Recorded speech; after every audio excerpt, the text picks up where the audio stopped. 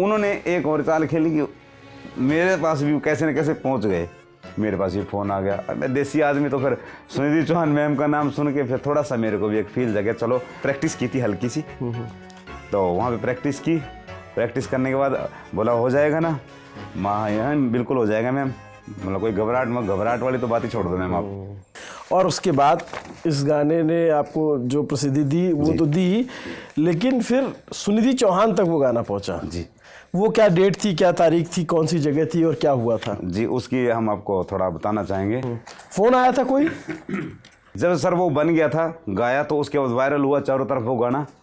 होने के बाद क्या हुआ, मैं अपना म्यूज़िक, जो म्यूज़िक डायरेक्टर है भाई, तो मेरा किसी न किसी तरीके से उनसे कांटेक्ट हुआ, क्योंकि उसने भी गाना वो सुना। और मतलब कि वो पता नहीं क्या तालमेल था। मैं वैसे मैसेज में रिप्लाई, इतने मैसेज आते हैं मैं किसी को रिप्लाई नहीं करता। तो भाई का मैसेज आया तो मेरे पता नहीं ऐसे दिमाग में गया कि अरे भाई कौन है, ठीक है। तो मैंने उसकी प्रोफाइल खोल के देखी, यार है तो वही भाई, चल वहाँ बात तो करते हैं। तो उनका नाम है म्यूजिक, उनका म्यूजिक मतलब जो अपना रोहिणी में है, डोप वाइब करके, ठीक है। तो भाई साहब मेरे साथ ही रखे हैं, तो उनसे कांटेक्ट हुआ। फिर उन्होंने मेरी इतनी हेल्प करी, उससे पहले मैं बहुत बार लूट चुका था। अच्छा। हाँ जी, बहुत बेकार हो चुका था सिस्टम, मेरा मन टूटने लगा था। मैंने कहा यार चारों तरफ लुटेरे ही बैठे हैं, जा जाता है लूटता ही है बंदा यार, ठीक है। क्योंकि कुछ मेरी कंडीशन ही ऐसी चल रही थी जो। और फिर उसके बाद उन्होंने मेरे को गाइड किया, उन्होंने मेरा सब कुछ खोला, उन्होंने मेरा सब कुछ मतलब सिस्टम बैठाया।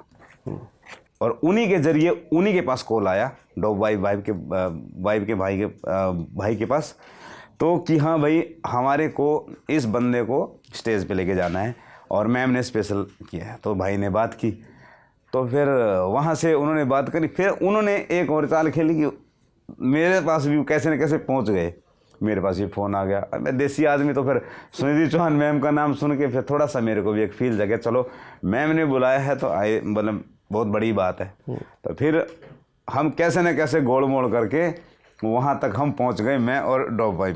छुट्टी कैसे मिली?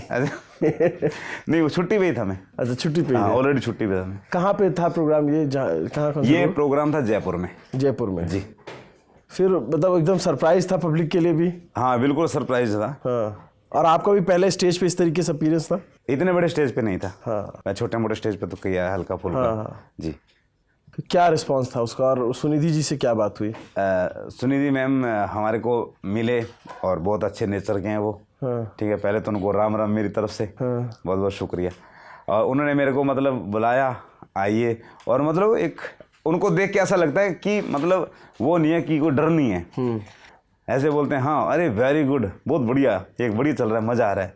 जो गा रहे थे, प्रैक्टिस की थी हल्की सी, तो वहाँ पे प्रैक्टिस की। प्रैक्टिस करने के बाद बोला हो जाएगा ना माँ, यहाँ बिल्कुल हो जाएगा मैम, मतलब कोई घबराहट वाली तो बात ही छोड़ दो मैम आप, ठीक है। फिर उसके बाद में हरियाणा का आदमी घबराने लगा तो फिर तो उसके बाद में फिर हम वहाँ अपने उस पर चले गए जहाँ पे हमारा रूम था, शाम को प्रोग्राम था। फिर मैम को मैंने लाइव सुना वहाँ पे। मैम बहुत सुंदर गाते हैं, ठीक है, वाकई में ऐसे नहीं है, बिल्कुल प्योर आवाज़ है मैम की, एक एक कली मदहोश कर रही थी मैम की जब गा रहे थे, ठीक है। तो वहाँ से अपने अंदर जोश था भी मेरी बारी कब आएगी अब।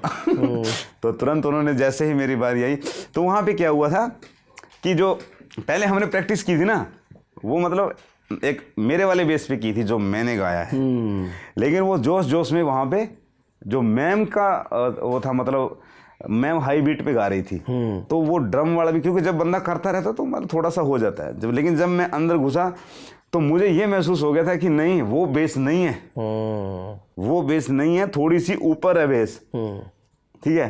तो क्योंकि मैम तो बिल्कुल ही सुरूर में गा रहे थे बिल्कुल, तो उस समय तो फिर सोचने वाली बात नहीं होती, गलती वाला तो बात ही नहीं होती उसमें।